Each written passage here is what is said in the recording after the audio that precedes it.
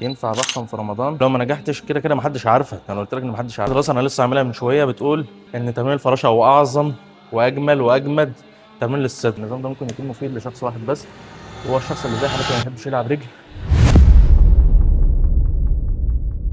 طب والله العظيم وحش. عامة يا عم لو انت نسيتني فانا ما نسيتكش، كان ممكن فعلا ما تشوفنيش تاني بسبب الشغل، بس انا جيت لك النهارده مخصوص عشان اصور لك فيديو. النهارده عندنا تمرينة ابر، هحاول على مدار السيشن برضه اقدم لك نصايح وتريكات تساعدك في التمرين وفي رمضان عامة، وهنعمل ايه في رمضان وازاي تتمرن في رمضان. كمل الفيديو للاخر عشان تستفيد. اول تمرين عندي هيكون الانكلاين شيست بريس، بما ان هو الجزء الاضعف عندي يعني، والجزء اللي انا محتاج اطوره الفترة دي. لكن انت برضه مش شرط تعمل شبه. انت لو عندك كتف نقطة ضعف فأنت ممكن تبدأ بيه. لو أنت عندك الطريقة نقطة ضعف ممكن تبدأ بيه عادي، مش شرط تبدأ بالصدر أو مشكوران، عادي ممكن تبدل في التمرين براحتك. رتب التمرين على حسب أولوياتك أنت. أنا هلعب هنا مجموعة تسخين وبعدها نخش على الوركينج سيتس.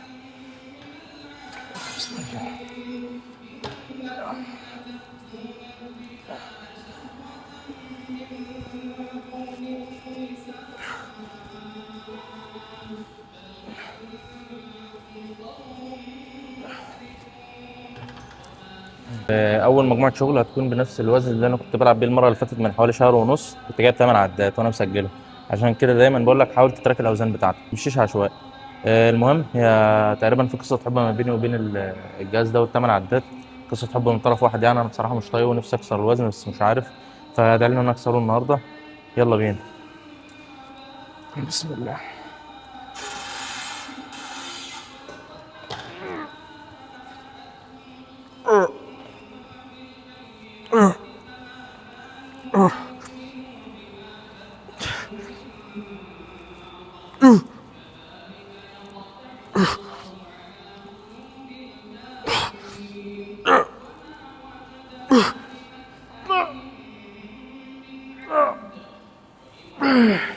خلينا ناخد سؤال من اللي انتوا سالتوه امبارح. حد كان بيقول لي ينفع اضخم في رمضان واللي احسن اضخم ولا نشف؟ بص، خليني اقول لك ان القرار مش مرتبط برمضان نفسه، هو القرار مرتبط بحالتك انت. يعني لو بتسال ينفع تضخم ولا لا، ينفع تضخم في رمضان، خاصة إن رمضان جاي السنة دي في الشتاء والوقت الفطار هيكون حوالي 10 ساعات، فتقدر تدخل كمية السعرات اللي أنت محتاجها يعني. لكن لو أنت بتسأل تنشف ولا تضخم فده قرار يرجع لك أنت. لو أنت شخص نسبة دهونك عالية ومش مريحك فالأحسن إنك تعمل ميني كات. لكن لو أنت شخص نسبة دهونك قليلة أو ناشف ينفع تكمل بلك في رمضان أو تبلك في رمضان. بس يا معلم، خلاصة الكلام ينفع تضخم في رمضان بكل سهولة عادي. لسه لنا مجموعة كمان هلعبها تقريبا بنفس الوزن. وهحاول برضو اجيب من 9 ل 10 عدات زي الدور اللي فات. معلش انا طماع شويه بس سامحوني. يعني لو حاجه حلوه اطمع فيها عادي. يعني في الجيم دايما خليك طماع، ده دايما بقول الكلمه دي. وبمناسبه الطمع وكده يعني فانا زودت الوزن، وخلينا نغير الخطه ونجيب من 6 ل 8 عدات. ادعوا لي ان انا اجيبهم. يلا.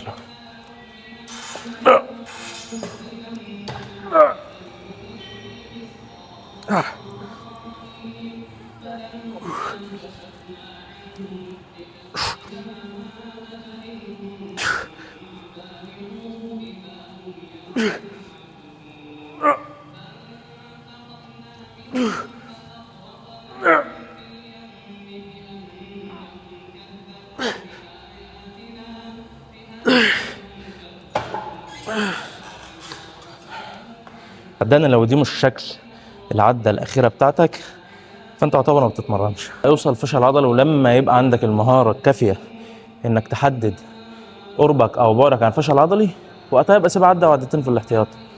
بس انا التمرين التاني عندي هيكون على الفراشه. برضو هناخد سؤال ونجاوب. يا جماعه في دراسه انا لسه عاملها من شويه بتقول ان تمرين الفراشه هو اعظم واجمل واجمد تمرين للصدر. ولا عزاء بقى للناس بتوع الفراشه ملهاش لازمه.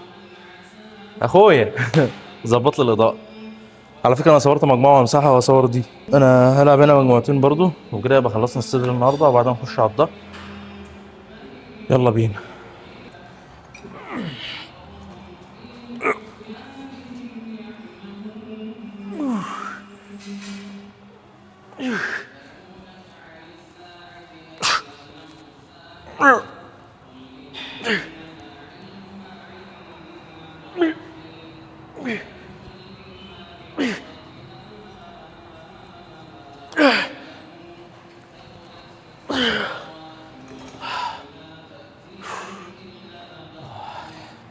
جامد. تمرين انا لو ما اتمرنتش فراشه يبقى ما اتمرنتش صدر صراحه يعني. كان في حد بيقول لي ازاي تغلبت على الخوف وبدات تعمل كونتنت. بص هو انا مش احسن حد يجاوبك على السؤال ده لان انا فعليا لسه ما بداتش وما عملتش حاجه اصلا. بس انا اقول لك على حاجه، انت هترتاح من الموضوع ده لو صرحت نفسك بالحقيقه وعرفت ان انت فعلا محدش عارفك وان محدش مهتم بيك، سواء انت صورت او ما صورتش محدش مهتم. فايه المانع انك تجرب؟ ما تجرب يا عم يمكن تنجح. ولو ما نجحتش كده كده محدش عارفك، انا قلت لك ان محدش عارفك مفيش احراج. تمام. انت عملت كونتنت وخلينا نقول ان انت ما نجحتش، ما عادي امسحه وخلاص وكانك ما عملتش حاجه. لكن ما تبدا ما يمكن تنجح. لو نجحت تمام، ما نجحتش خلاص يا عم امسح وكانك ما عملتش حاجه.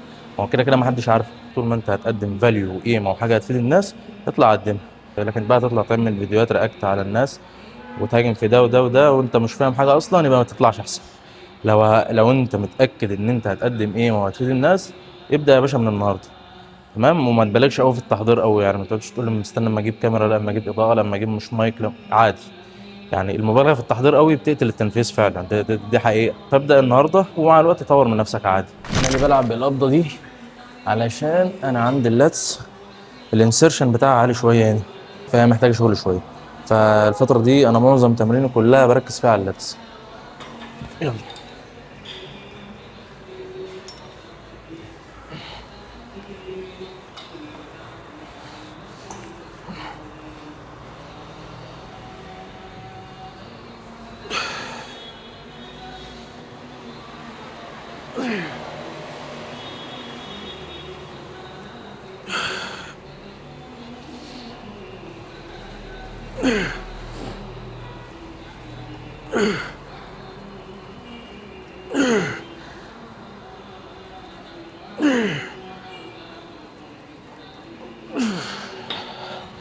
حرفيا انت مش محتاج تلعب 10 11 شكل العضله الواحده، انت محتاج شكلين او ثلاثه بس وتلعبهم بالشده اللي انت شفتها دي. انت لو بتلعب تمرينين او ثلاثه بس بشده كده زي اللي انت شفتها دي مش هتقول اصلا ان انت محتاج تلعب اكتر من كده. حتى لو انت عايز مش هتقدر. انا هلعب هنا المجموعه الثانيه والاخيره.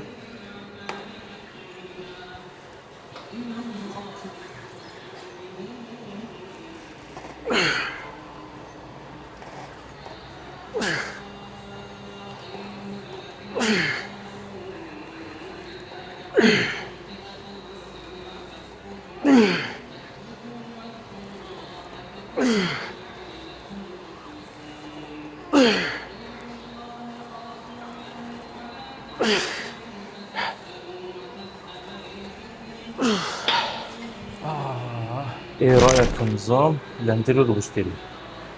بص برضه نرجع لنفس النقطه تاني. كل التقسيمات اللي هتخليك تمرن العضله اكتر من مره كلها واحد. انت بترتاح في انهي سبليت والعبها. تمام. سريعا بس اللي ما يعرفش الانتيريور والبوستيريور، الانتيريور يعني اماميات، بوستيريور يعني خلفيات. الانتيريور بتلعب فيه عضلات جسمك كلها من قدام، الصدر والكتف الامامي والجانبي، وبتلعب الباي وبتلعب الكوادز.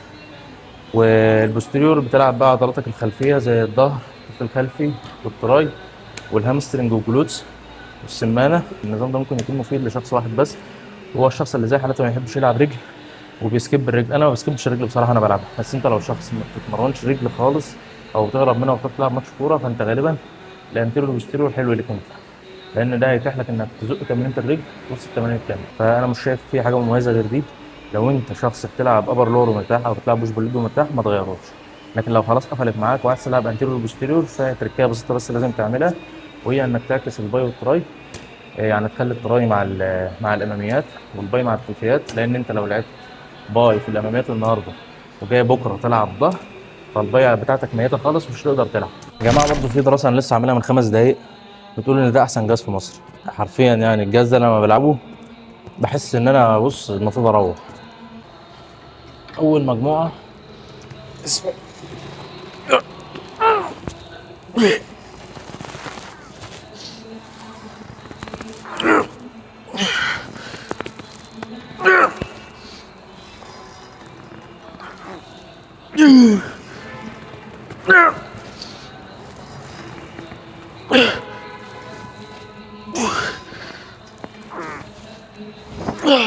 وانت بتلعب ايه تمرين روينج، اي تمرين فيه سحب. لو انت شخص عندك الريست ضعيف او بيفلير بسرعه لظهرك يعني، فهنا الشداد هيكون حل مناسب ليك. الشداد ميزته ان هو بيقلل الكسور اللي ممكن تيجي من الريست بتاعك، فبيخليك تجيب عده او عدتين زياده يعني. انا بصراحه ما بحبش العبه، فانت لو عندك المشكله دي العب بالشداد، لكن انا بالنسبه لي كده انا تمام. هلعب هنا مجموعه كمان وبعدين نخش على تمرين الكتف ونرد على سؤال برضه، هو يوم الاسئله النهارده.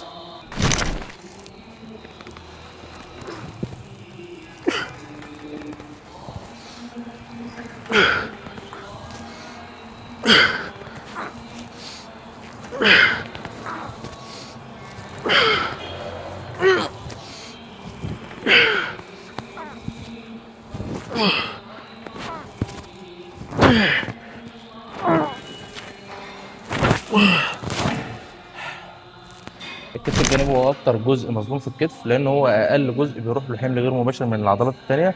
يعني عندك الكتف الامامي بيروح له حمل غير مباشر من تمارين الصدر، والكتف الخلفي بيروح له حمل غير مباشر من الظهر. الكتف الجانبي يعتبر هو الوحيد المظلوم، فحاول تهتم بيه شويه، فحاول تدي الاولويه للكتف الجانبي في عدد المجاميع، يعني اديله فوليوم زياده معلش يعني عادي. لو انت بتلعب 10 مجاميع خليه هو 6 والباقي 4، 2 و2 مثلا. لو انت بتلعب 6 مجاميع خلي 4 للكتف الجانبي وواحده امام وواحده خلفي عادي. المهم وانت بتلعب التمرين ده ما تحاولش تسرق العده بالمومنتم، يعني ما تخش تمرجع في نفسك، تمام؟ لو هتعمل كده في اخر عده او عدتين ماشي مفيش مشكله عادي، بس المهم في البدايه خالص حاول انك تتمرن وانت ثابت. فانت بترفع ايدك جنبك بزاويه 30 او 45 مش اكتر من كده، علشان لو انت عملت اكتر من كده يبقى انت بتلعب كتف امامي. فبزاويه 30 او 45 بس كده. يلا.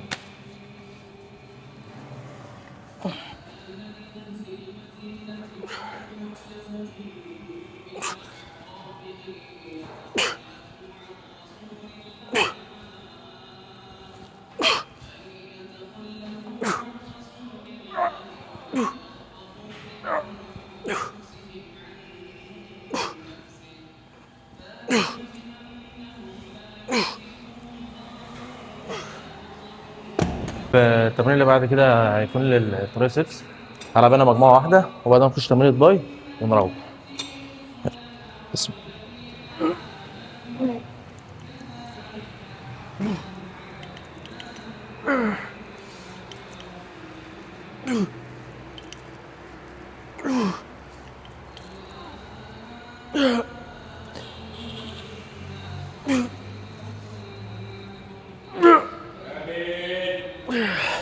اه ما طرش.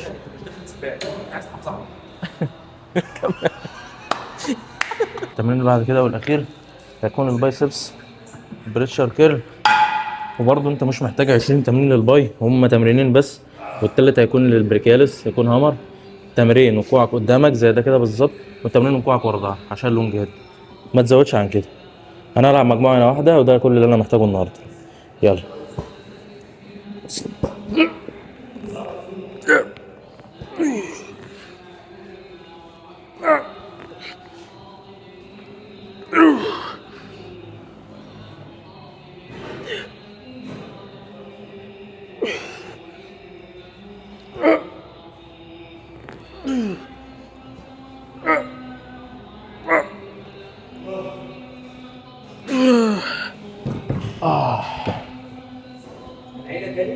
وماله يا عم نعد.